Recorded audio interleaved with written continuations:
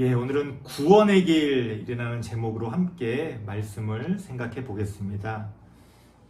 우리가 신앙생활을 하다 보면 흔히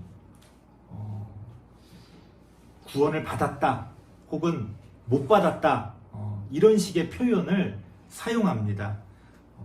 그러다 보니까 구원을 받았다고 생각하는 사람도 뭔가 이렇게 율법적으로 뭔가 이렇게 해야 될 것을 안 한다거나 또 안 해야 될 것을 하게 되면 마음에 그런 생각이 들죠. 내가 구원을 받았나? 내가 구원을 못 받은 거 아닌가? 이런 식의 어떤 의심을 가지게 됩니다. 왜냐하면 중간이 없기 때문에 그래요. 구원을 받았든 구원을 못 받았든 둘 중에 하나이기 때문에 우리는 매번 천국과 지옥을 오갑니다. 내가 구원을 받았나? 그러면은 천국에 가는 거지. 내가 요새 좀 상태가 안 좋은데 내가 구원을 못 받은 거 아닌가? 그러면 지옥으로 떨어지는 거예요. 받았나? 못 받았나? 받았나? 못 받았나? 계속 이 사이에서 우리는 끊임없이 시계추처럼 왔다 갔다 합니다. 신앙생활을 평생 했는데도 여전히 내가 구원을 받았나? 못 받았나? 그거를 가지고 아파하고 또 힘들어하고 괴로워하는 그런 모습들을 얼마나 많이 보게 되는지 모릅니다. 그래서 그런지 우리나라에요, 그 구원파라는 이단이 굉장히 힘이 강해요. 왜 그러냐면 여전히 교회를 다니는 사람들이 교회를 10년, 20년, 30년 다녔는데도 소위 말해 구원의 확신이 없고 구원을 받았나? 못 받았나? 왔다 갔다 하다 보니까 구원파라고 하는 이단이 그 사이를 딱 치고 들어오는 거예요. 어떤 사람도요, 그 구원파의 교리를 접하고 이야기를 하다 보면요, 다 거기 넘어갑니다. 왜? 구원의 확신이 없으니까. 내가 구원을 받았는지 못 받았는지 계속 그거를 가지고 방황하기 때문에 여전히 그 구원파라고 하는 이단이 성행하고 사람들을 현혹시키는 거예요. 제가 볼 때는 말도 안 되는, 들을 것도 없는 그런 어떤 소리를 하고 있는데도 여전히 많은 사람들이 거기에 빠지거나 또 그것 때문에 힘들어하는 모습을 많이 보게 됩니다. 오히려 신앙이 좀 부족하신 분들은 그런 이단에 빠지지도 않아요. 오히려 열심히 있는 분들, 열심히 있기 때문에 정말 구원을 사모하는 분들, 그런 분들이 오히려 내가 구원을 받았나? 못 받았나? 그것을 붙들고 방황하면서 그런 이단에게까지 빠지게 되는 겁니다. 하지만 이것은요, 우리가 구원이라는 것을 전혀 오해하기 때문에, 잘못 이해하고 있기 때문에 발생하는 문제라는 거예요. 구원은요, 받았냐 못 받았냐 이런 식의 선택의 문제가 아니라는 겁니다. 성경에서 말하는 구원이라는 것은요, 받았다 못 받았다 그것이 아니라 구원의 길을 걸어가는 거예요. 받았냐 못 받았냐가 아니라 한 걸음씩 한 걸음씩 그 구원의 길을 걸어가는 것이 바로 성경에서 이야기하는 구원이라는 겁니다. 그래서 오늘은요, 우리가 그 구원의 길을 걸어가면서, 그러면 이 구원의 길을 걸어간다는 게 뭐냐? 그러면 그 구원의 길을 걸어가면서 우리가 무엇을 해야 되는 거냐? 그 구체적인 것에 대해서 한번 얘기를 해보려고 해요. 항상 우리가 율법적으로 구원을 생각하다 보니까 뭔가 이렇게 교회를 열심히 하면 구원 받은 것 같고, 뭔가 좀 이런저런 일이 있어서 교회를 안 하면 구원 못 받은 것 같고, 뭔가 좀 착하게 살면 구원 받은 것 같고,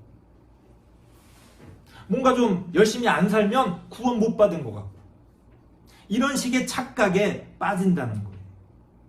구원의 길은요, 우리가 그 구원의 길을 걸어가면서 경험하고 행해야 될 일들이 있어요. 마치 우리가 어떤 길을 걸어가며 여행을 가며 경험하고 어떤 것들을 이렇게 쌓아가는 것처럼 우리가 그 구원의 길을 통해 해야 할 구체적인 일들이 있다는 거예요. 오늘 본문을 통해서 두 가지 정도를 함께 생각해 보려고 합니다. 첫 번째는요, 구원의 길을 걸어간다는 것은요, 그 구원의 길을 걸어가면서 우리의 마음이, 우리의 생각이, 우리의 삶이 넓어지는 것을 얘기해요. 8절 말씀 같이 한번 읽어보겠습니다. 8절입니다. 갈라디아서 3장 8절 시작. 또 하나님이 이방을 믿음으로 말미암아 의로 정하실 것을 성경이 미리 알고 먼저 아브라함의 복음을 전하되 모든 이방인이 너로 말미암아 복을 받으리라 하였느니라. 이게 무슨 말일까요? 이스라엘 민족은요, 자신들이 아브라함의 후손이기 때문에 구원을 받는다고 생각했어요. 이게 이제 소위 말하는 선민사상이죠. 우리 민족은 선택받았다. 그래서 내가 아브라함의 자손이기 때문에, 그래서 할례를 행했기 때문에, 그 아브라함의 후손의 울타리 안에 있기 때문에 내가 구원을 받는다, 그렇게 생각했어요. 보통 우리는 구약 성경을 이런 선민사상이 지배한다고 생각합니다. 그런데 신약 성경 시대에 와서는 복음이라고 하는 것이 이 선민사상을 깨뜨리고 모든 다른 민족에게 하나님의 그 구원이 허락됐다고 생각해요. 하지만 그렇지가 않습니다. 이미 복음이라는 것은 구약 성경에서부터 시작되고 있다는 거예요. 8절 말씀, 우리가 읽은 말씀, 아브라함에게 복음을 전하되 모든 이방인이 너로 말미암아 복을 받으리라. 이것은요, 창세기 12장 3절 말씀을 인용한 겁니다. 창세기에서부터 복음이 이야기되고 있다는 거예요. 모든 민족이, 모든 이방인이 아브라함으로 말미암아 복을 받는다는 게 무슨 뜻이냐? 하나님의 구원이 아브라함의 후손뿐 아니라 아브라함의 후손을 넘어서서 이스라엘 민족을 넘어서서 다른 민족에게도 이방인에게도 하나님의 구원이 전해질 수 있다는 거예요. 그렇게 하나님의 구원은 이스라엘 민족이라고 하는 울타리 안에 갇혀 있는 것이 아니라 그것을 넘어서 더 넓은 세계를 향해 나아가고 있다는 겁니다. 우리 같은 경우에는요, 우리가 성경을 기준으로 하면 우리가 이방인이잖아요. 그러니까 우리는 이 말씀을 아주 은혜로 받아들여요. 그렇구나. 이방인들도 구원을 얻을 수 있구나. 그렇지. 아멘. 할렐루야. 왜? 우리가 이방인이니까. 그런데 유대인들 입장에서 생각해 보세요. 유대인들 입장에서는 이걸 받아들이기가 어려운 거예요. 아니, 성경에 이렇게 하나님이 말씀하고 계시는데 이거 왜 안 받아들여? 성경에서 이렇게 말씀하시는데 이렇게 안 받아들여도 되는 거야? 이거 유대인들 문제가 있네. 믿음이 부족해. 이렇게 우리가 흔히 생각하잖아요. 이게 생각보다 어느 입장에 서 있느냐에 따라 단순한 문제가 아니라는 거예요. 우리가 이방인이니까 이방에도 복음이 전해지면 하나님의 구원이 100%지는 거지. 우리는 그걸 아주 당연하다는 듯이 쉽게 받아들이잖아요. 유대인들은 그걸 받아들이기가 어려웠다는 거예요. 예를 들어볼까요? 이 예를 돕기 위해서 제가 극단적인 예를 하나 들어볼게요. 흔히 우리 기독교인들은 불교인들을 보면 뭐라고 생각해요? 그 믿음 좋으신 분들 그리고 목사님들이 흔히 불교인들을 보면요 좀 심하게 말해서 저거 다 우상 숭배하는 지옥 갈 영혼들이라고 그렇게 이야기를 합니다. 그렇죠? 그거 막 불상 이렇게 해놓고 거기서 이렇게 절하고 아주 성경이 말하는 대표적인 우상 숭배잖아요. 그러니까 저거 다 지옥 갈 사람들이라고 우리가 흔히 그렇게 이야기한다는 거예요. 자, 그런데 만약 하나님께서 어느 날 갑자기 우리에게 앞으로 불교인들에게도 하나님의 구원이 베풀어질 거다 라고 만약에 하나님이 말씀하셨다고 생각해 보세요. 한평생 저 불교인들은 다 지옥 갈 사람들이야 라고 생각한 사람이 어느 날 하나님이 아니야, 앞으로는 불교인들도 구원 얻을 수 있어, 만약 그렇게 말한다면 우리가 그걸 쉽게 받아들일 수 있을까요? 아니요, 못 받아들일걸요. 절대 못 받아들입니다. 만약 받아들이려고 한다면 뭐라 그러겠어요? 그런 사람들은 꼭 교회 나와서 세례 받고 지난죄를 다 회개하고 열심히 교회에서 이런 거 모임도 참석하고 교회에서 하라는 거 다 해야 그러면 구원받을 수 있을지 모르겠지만 그냥은 못 받아. 아마 다 그렇게 생각할 거예요. 당시 유대인들도 그랬다는 거예요. 이방인들에게 하나님의 구원이 전해진다고 하니까 뭐? 그냥 하나님을 믿기만 하면 구원을 얻는다고? 그런 게 어딨어. 할례도 받아야 되고 유대교 회당에 나와서 율법도 공부해야 되고 다 이런 거 해야지. 그래야지 구원을 받을까 말까지. 어떻게 그냥 구원을 받는다는 거야? 절대 그런 일은 있을 수 없어. 당시 유대인들도 그렇게 생각했다는 거예요. 이게 쉬운 게 아니라는 거예요. 우리의 마음이 넓어진다는 거는요, 우리의 생각이 넓어진다는 거는요, 생각보다 쉽지 않습니다. 그래서 신약 성경에 하나님이 극단적이지만 이런 말씀을 기록해 놓으신 거예요. 원수를 사랑해라. 원수를 어떻게 사랑합니까? 말이 안 되잖아요. 무슨 얘기예요? 그만큼 우리의 생각과 우리의 마음, 우리의 삶, 그건 안 돼. 어떻게 그럴 수가 있어? 그거를 깨뜨려야 된다는 거예요. 어딘가에 갇혀 있으면 구원의 길을 걸어갈 수가 없다는 거예요. 생각해 보세요. 여행을 가려면 어쨌든 집을 나가야 될 거 아니에요. 어디로 갈지 몰라도 일단 집을 나가야 여행을 하든지 말든지 할 거 아닙니까? 만약에 누군가가 그냥 집에서 집을 나갈 생각이 없어. 그런데 유튜브로 온갖 세계 여행 영상을 열심히 보고 나는 여행을 좋아해. 난 여행을 갈 거야. 무슨 소용이에요? 아무 소용없죠.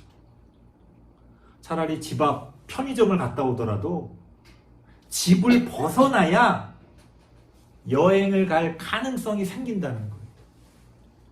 그런데 우리는 구원을 이야기하면서 어딘가에 갇혀 있습니다. 구원의 길을 떠나야 되는데 아무도 구원의 길을 떠날 생각이 없어요. 집안에서 구원 받았다? 못 받았다. 여행 갈까? 말까? 갈까? 말까? 그래가지고서는 절대로 구원을 받을 수가 없다는 거예요. 구원의 길은 그렇게 우리가 넓어지는 그러한 행위를 통해서 이루어진다는 겁니다. 하나님의 뜻은 분명했습니다. 이방인에게도 하나님의 구원이 주어지는 거예요. 왜? 구원의 길은 넓어지는 거니까. 구원의 길은 어딘가에 갇혀 있는 게 아니니까. 자, 이런 이야기를 하다 보면 이제 고민이 생겨요. 이게 어디까지 넓어져야 되는 거지? 아니 그러면 그래 이방인까지는 그렇다 쳐. 뭐 그래 불교인들까지는 그렇다 쳐. 그러면 막 저런 사람도? 나 저런 사람은 싫은데 저런 사람까지? 어디까지 우리가 넓어져야 되는 걸까요? 대부분의 그리스도인들이 이렇게 넓어지라고 말을 하면 불안함을 느낍니다. 그래서 우리도 모르게 자꾸 움츠리게 되고 좁아지진 않더라도 더 이상 넓어지는 걸 멈추게 돼요. 오늘날 교회의 모습이 딱 그렇습니다. 저는요, 넓어질 때 우리가 불안한 마음이 든다는 것을 이해합니다. 그럴 수 있죠. 사람이 계속 넓어지라고 하면 아니 이게 언제까지 넓어질까? 이거 내가 돌아갈 수 없는 거 아니야? 약간 그런 마음이 들 때가 있잖아요.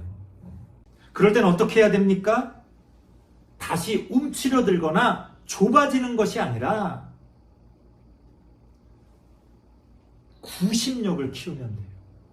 지금 원심력 때문에 불안한 거잖아요. 원심력이라는 건 밖으로 나가는 힘이 원심력이에요. 그러면 내가 막 밖으로 나가다 보면 뭔가 불안해. 중심이 없으니까. 그럴 땐 어떻게 해야 돼요? 우리의 중심을 키우면 돼요. 우리의 중심이 든든하면, 우리의 중심이 굳건하면 아무리 멀리 나가도요 불안하지 않습니다. 불안하지 않아요. 그러면 성경에서 말하는 구심력이라는 게 뭘까요? 우리가 어디에 중심을 둬야 하는 걸까요? 11절 말씀이 우리에게 그것을 가르쳐 줍니다. 11절 말씀 같이 한번 읽어볼게요. 갈라디아서 3장 11절입니다. 시작. 또 하나님 앞에서 아무도 율법으로 말미암아 의롭게 되지 못할 것이 분명하니 이는 의인은 믿음으로 살리라 하였습니다. 아멘. 의인은 믿음으로 산다는 거예요. 구원의 길을 우리가 나아가면서 넓어져야 된다고 말씀드렸잖아요. 그것과 함께 우리가 또 하나 생각해야 되는 게 깊어지는 거예요. 깊어지는 거. 뿌리가 깊으면 가지가 멀리 뻗을 수 있는 거죠. 뿌리가 깊어진다는 게 뭡니까? 우리의 믿음이 깊어진다는 거. 제가 한창 신학을 공부하면서 힘들었던 게 뭐냐면 하나님이 저를 막 등을 떠미시는데 내가 알지 못했던, 내가 어린 시절에는 고민하지 않았던 그런 문제들과 그런 세계를 향해서 막 등을 떠미시는 거예요.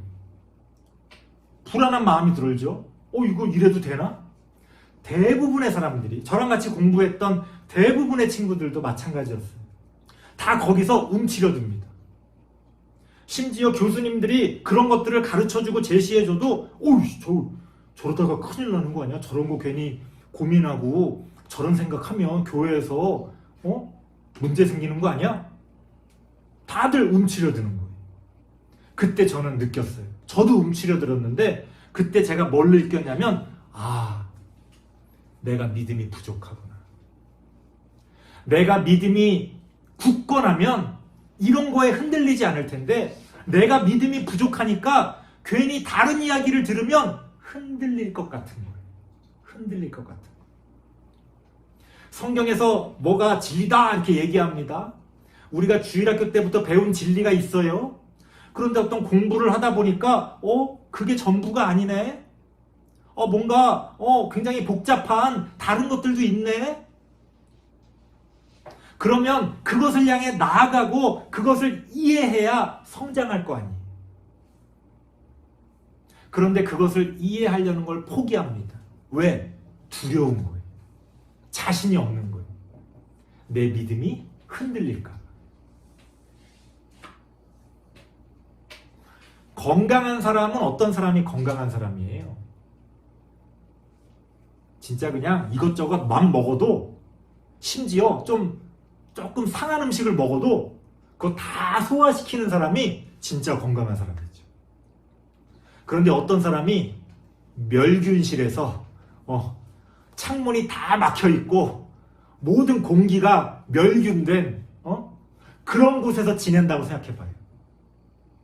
중환자실 같은 경우에 그런 경우가 있잖아요. 그 사람은 병에 걸리질 않아요. 그 사람은 아픈 데가 없어요. 왜? 멸균실에 있으니까 바이러스도 침투 못하고 세균도 접근을 못하니까 병에 안 걸렸어. 그럼 그 사람이 건강한 사람입니까? 아니죠. 그 사람은 너무너무 약한 사람이에요. 왜? 밖으로 한 발짝만 걸어나가면 바로 병에 걸려서 금방 목숨을 잃을 겁니다. 면역력이 없기 때문에 그래요. 오늘날 그리스도인들의 모습이 그래요. 마치 멸균실에서 세상과 딱 단절해 놓고 어떤 소리도 듣지 않고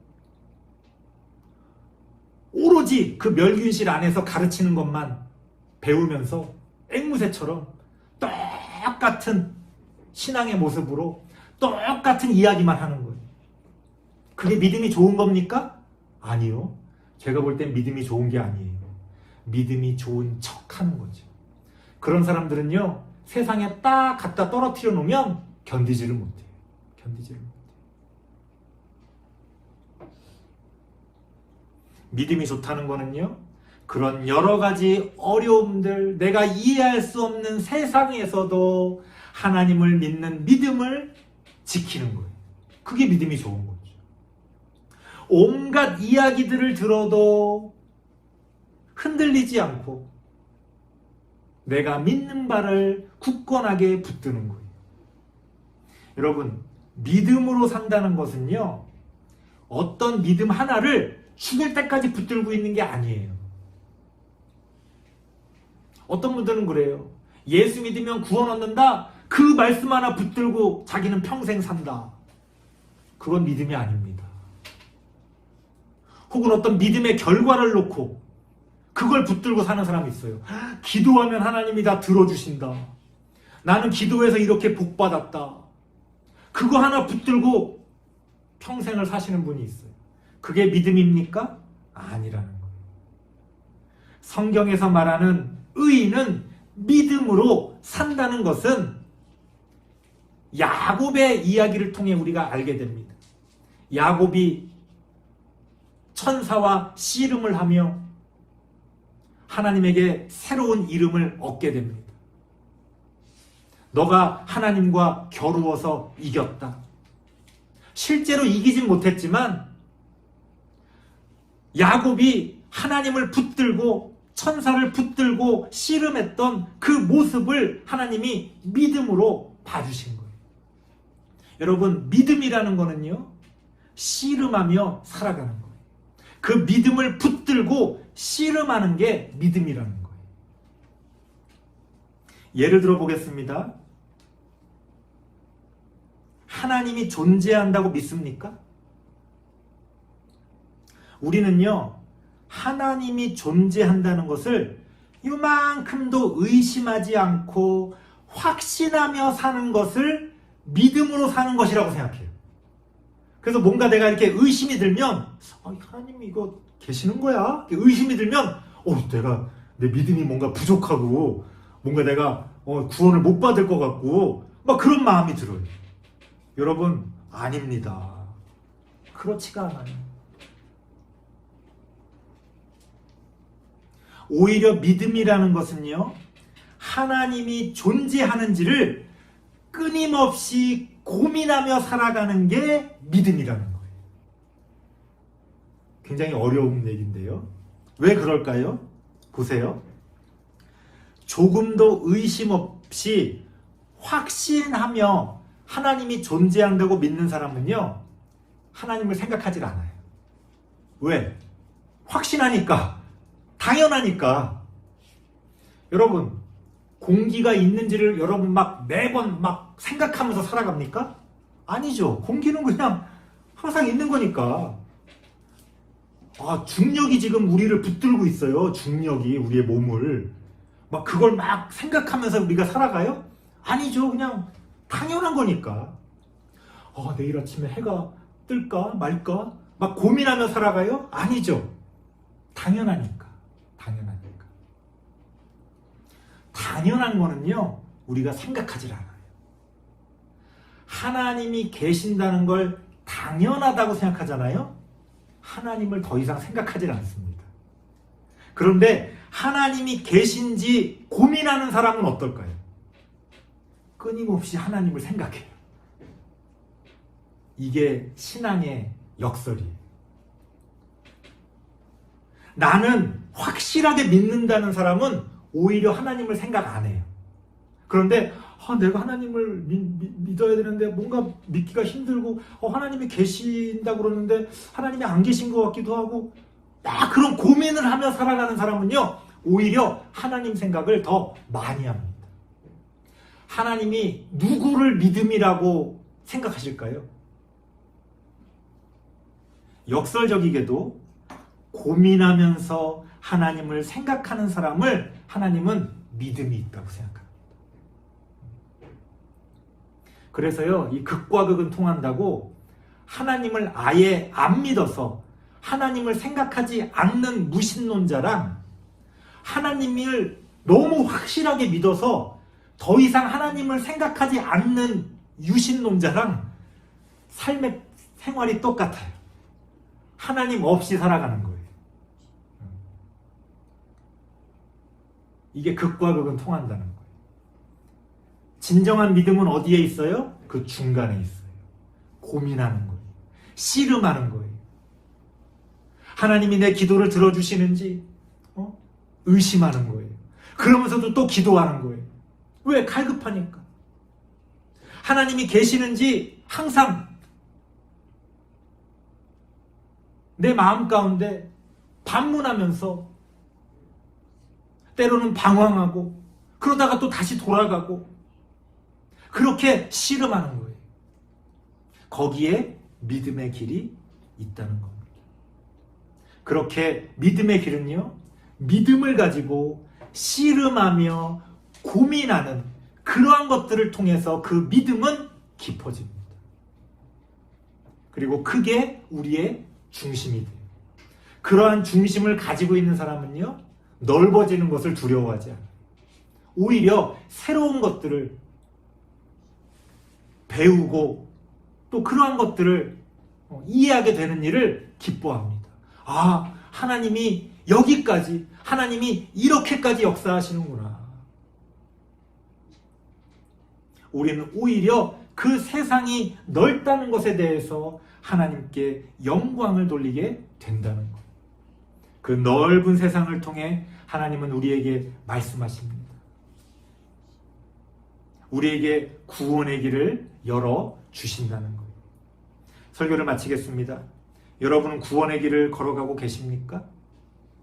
무엇을 행하며 그 길을 가고 계십니까? 여전히 율법을 붙들고 구원을 받았다, 못 받았다 괴로워하고 있지는 않습니까? 이제는 율법에서 벗어나서 넓어지고 깊어지는 믿음의 길, 구원의 길을 걸어가시기 바랍니다. 기도하겠습니다. 하나님 감사합니다. 우리가 믿음의 길을 걸어갈 때에 하나님 우리의 손을 붙들고 이끌어 주시고 우리가 때로는 넘어져서 아파할 때에 하나님 우리를 일으켜 주시며 끝까지 우리와 함께하여 주옵소서. 예수님의 이름으로 기도드리옵나이다. 아멘.